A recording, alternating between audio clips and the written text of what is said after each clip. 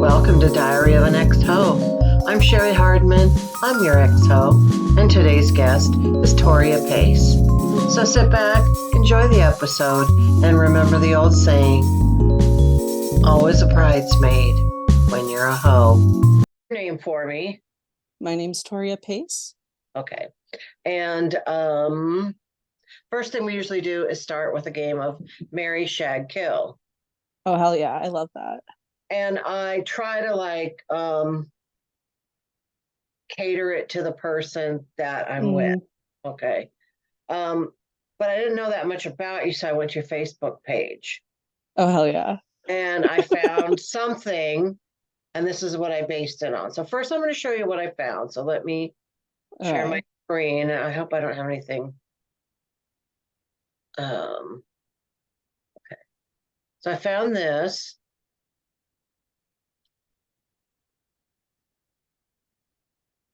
Okay. You see that? Yes. Okay. I'm just going to wear that shirt today too.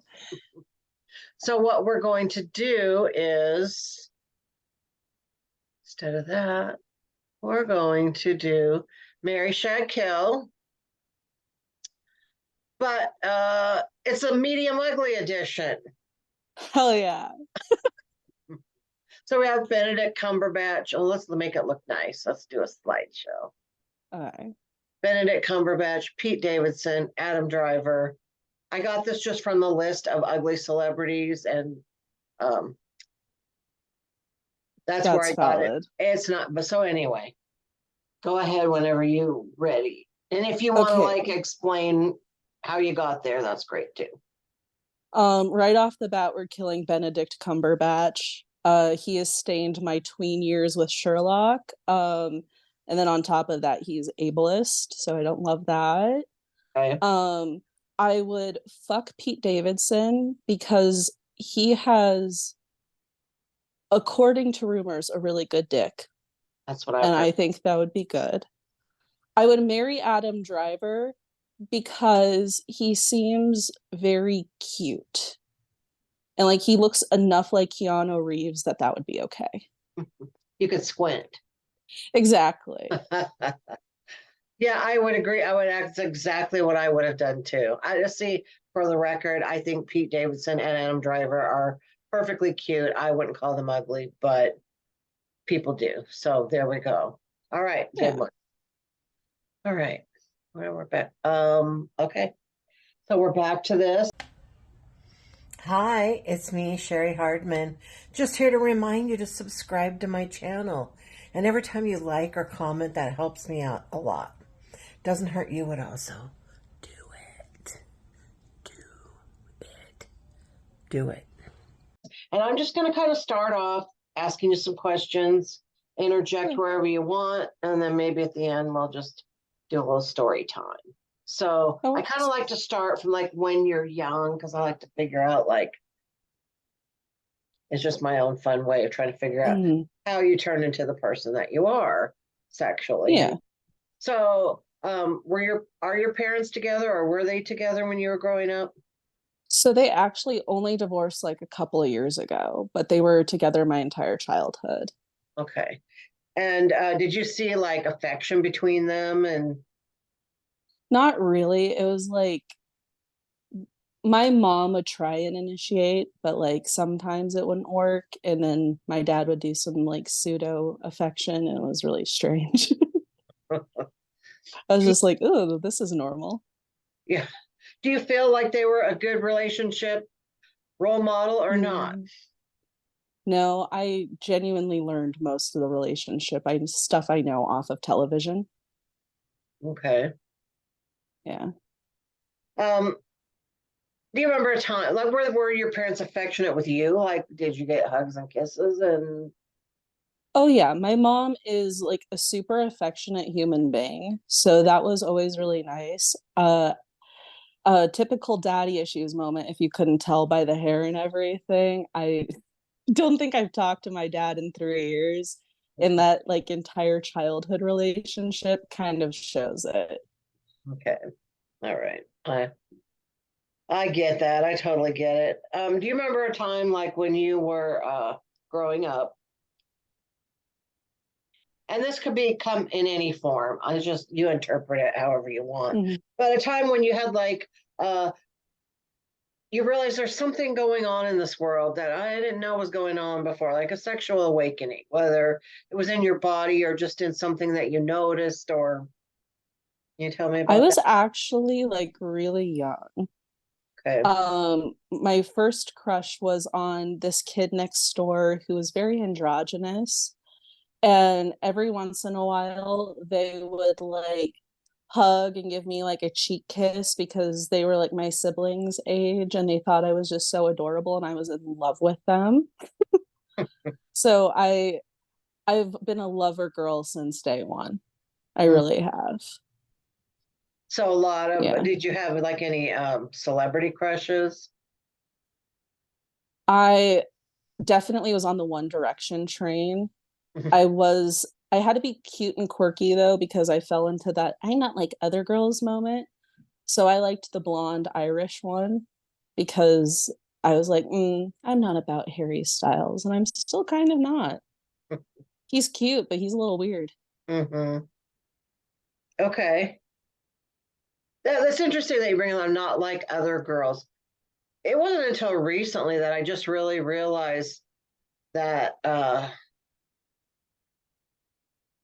that's a phrase that I think a lot of men use.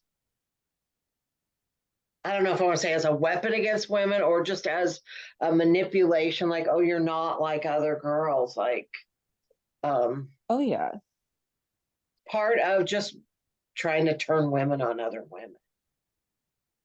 It took me until I was about 16 years old to really realize how much I liked women both as like people and as potential partners Mhm. because I fell into this like loop of I have to be different than other girls or else I get all the shit that is thrown towards women and more. Mm, And that was definitely because I was signed female at birth and all that. And I had a lot of confusion about what it meant to be in my body. And also, we love daddy issues again, want to get all that male attention. right. Yeah. I don't know.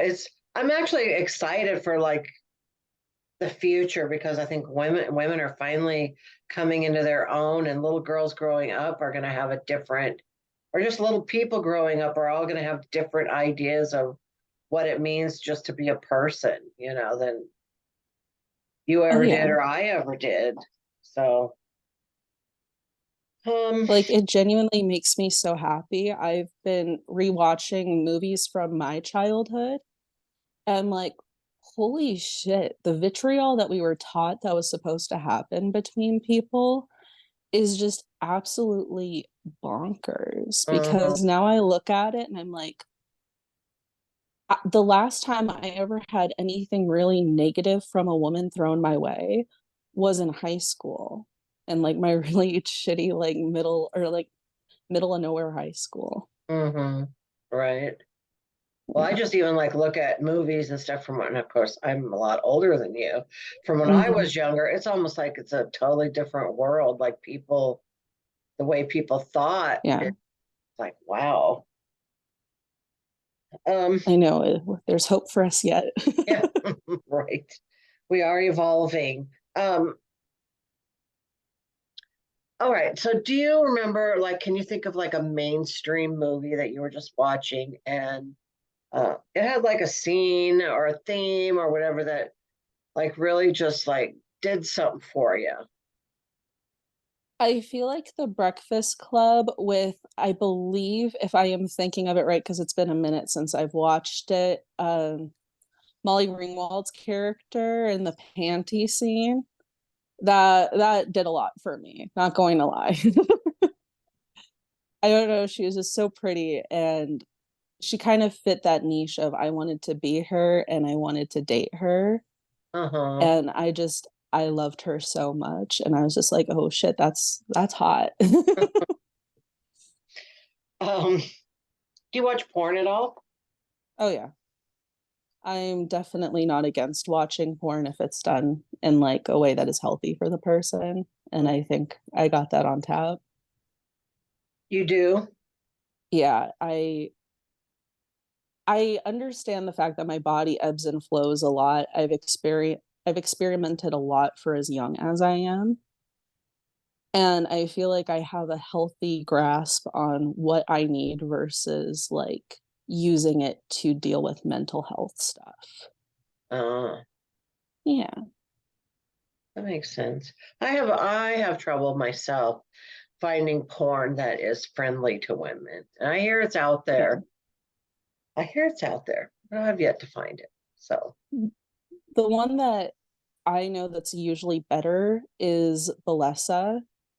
However, I have found a fun little loophole, kind of. So I don't go on OnlyFans and stuff like that, but there are a few porn stars who are like also like influencers or just porn stars in general with a really huge following that's kind of seeped over into other social media apps. But before Twitter was absolutely terrible, they would post there really often and like show off their stuff and like sometimes do freebies and stuff for their OnlyFans. hmm, Yeah. interesting. What's And your I think it's kind definition? of cool because you get to know them. Oh, sorry. No, that's good. That's good. I was just realizing I was thinking like I should ask a follow-up question, but I don't know what to say. So then you just said something that like was helpful. Um, what is your definition of amazing sex? Oh, amazing sex. I feel like it's not even totally based on either of us finishing because I feel like so many of us now are on different antidepressants and meds that make life very hard. But I think really good communication, experimentation, if that's something the person is up for, and just trying new things and being able to talk and feel pleasure is good. Mm-hmm. Yeah, That, oh, that's probably the best sex I've had. right. How's your body image? It ebbs and flows, but this is pretty close to the biggest I've ever been in my body. And I've also experimented a lot more with how I look now. And I love my body more than I ever have. And like there's days where it's really bad because I had every eating disorder that you could imagine, except for the throw up ones because I can never make myself throw up. But I spent a lot of time hating my body, and it became a lot easier to love my body the more and more I accepted the way that it changed. Mm, Yeah. Also, not giving a fuck what men think about it because they will literally fuck inanimate objects. yeah. Speaking of which, do you have any sexual regrets? um, Ages 20 to 21, all of them. I had gone through a really bad relationship and I had started sleeping around, which there's nothing wrong with sleeping around, but I was doing it as a point to self harm versus like actually have fun. And I regret what I had put my body through and what situations I put myself into just so that I could maybe stop feeling so bad or feel bad in a controlled way. Mm-hmm. Yeah. I know it's amazing. I think that we make it past those ages because I think that's a really common thing to do. And I think of all the situations I put myself in, like I look at it now, like, geez, like I'm surprised I made it out alive. Really. Oh, yeah. Well, and I grew up in such a repressed, well, I grew up in a really weird area. I grew up in northern Nevada. So there was like a brothel a block away from a church. And it was always this dichotomy of like being super hypersexualized, but also having to stay chaste. And I had to walk that tightrope, especially as somebody who genuinely loved sex and loved my sexuality at an early age. It was really hard to kind of walk that tightrope. And once I got to college and had a really, really bad relationship, I went off the rails and I was doing shit that I shouldn't have been doing. And I think if I would have had education, I would have been a lot safer. Mm-hmm. Yeah. Now, was your family religious when you were growing up? Or was it Kind just, of. Oh, sorry, I didn't mean to interrupt. well, was it just more the area that you were in that was just kind of repressed? A little bit of both. So we were Baptist in an area that was predominantly like Catholic and Mormon. Mm-hmm. And we went to church a lot from ages like 8 to 12. And then we tapered off. However, that being said, we'd always like go for like holidays of if they had services. And if they didn't, I would sometimes go to their youth group. And the one youth group that is stuck in my mind was them playing like one of those Dare-esque videos where it's like, don't have sex. Anal sex is sex. And just all that. I'm like, I was 12 years old and I had no idea what all of this meant. I was very overwhelmed and I was like, what the fuck? I know. I was thinking like my church, nobody would ever mention sex at all. But that's just kind of funny because uh, my parents were pretty open, but I don't ever remember them mentioning Yeah. anal sex. That's pretty funny. Well, I had watched like Two and a Half Men my entire childhood Oh, growing up because it was just what was on. And I uh-huh. was like, oh, I have really fucked up views of sex. So it's like, don't have sex, and sex is about men like Charlie Sheen. Okay, Uh-huh. cool. Do you have a sexual bucket list, or have you done everything that you want to do? Oh no, I have definitely a sexual bucket list. I have unfortunately not slept with somebody who is queer or femme yet. And that makes me kind of sad because one of my first crushes was somebody who was assigned female at birth. And I'm just like, oh no, I've strayed so far from my original self. uh, so I'd love to have sex with somebody who's femme or AFAB or even just a woman. And I would also love group sex. I want to try it. I don't know if I'll like it. I just think it would be interesting and I find situations cool. That's Hmm. Have you had like I'm a working at threesome? I have not yet. No. Okay. I just feel like it would be interesting and just seeing the dynamics of people just having fun, I think would be cool. Right. Yeah. It's they always say it's best to be the guest star rather than the couple that invites someone in. I don't know. That's what I've heard. Yeah, I'm still figuring that out. There's a lot of unicorn hunters is what they call themselves on dating apps. And Uh-huh. it's always like the prettiest girl you have ever seen in your life and just like some dude. Not even medium ugly. He's just like you could not remember his face given a chance. And Right. he's always like heavily breathing and I'm like I'm not about this. Oh. Oh. What's your Instagram? It's feral as in like a feral cat underscore William 5. What does that mean? It's because I could not pronounce Pharrell Williams. Oh, So I pronounced it as feral for a very long time. okay. Um, this is probably going to come out like the second week of January. So, do you Oh, have anything in January that you want to promote? well, I just released my podcast, which is about teaching men how to do less shitty stuff. Oh, Like we know the loving, like taking 45 minutes to use the restroom, not going to the doctor unless they're absolutely dying. uh-huh. Yeah. And what's it Yeah. called? It's called I Can Fix Him. I can fix him. Okay, that's Yeah. good. All right. Now, before we go, I warned you about this. Yes. I'm hoping you can tell us just an entertaining kind of sexual story Well, that's in the realm of sex, and I'm just gonna sit back, relax, and let you tell Yeah. me. So I was working the desk of the dorm building that I was also living in. And because we were not very busy most of the time, I got to play on Tinder a lot.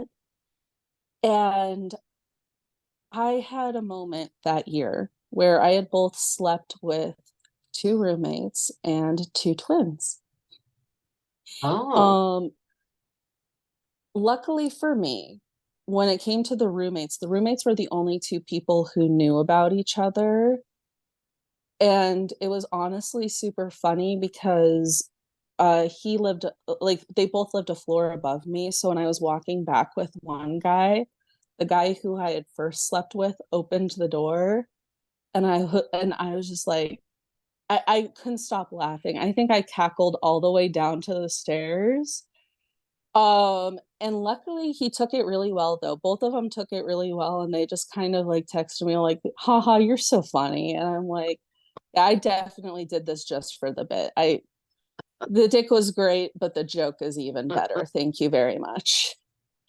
And then the twins, however, that was really weird because I am 90% sure that I fucked both of them, but they were identical. And it was separately, it wasn't together. right. And the first guy I had done stuff with, and he left, and we got into an argument for some reason. I don't even remember what it was. And we unmatched with each other. And then I think I matched with his brother, or it might have been him. Like he acted like he had never met me before. So I'm hoping it was his twin brother. And anytime past that, they would just walk past me really fast because it was just a hookup. But whenever they were together, they'd walk past me fast. They'd be like, duck and cover, duck and cover. I can't let my brother know I fucked her. Because I was going by she, her pronouns back then. So I always refer to myself in the past as she, her. Right. Yeah. Oh, that's interesting. So were they different in bed? Like, It was so weird. They were pretty much the exact same down to like even their penises. right. Like even like the noises they made too. It was so weird and it wasn't on purpose an experiment, but I did feel a bit Right. like a scientist. Yeah. Uh-huh. Uh, all right, I'm gonna ask a weird question that I ask a lot. Okay. Have you ever had sex with someone just to make them go away? Yes. I like to know it's not just me. That's why I always ask that.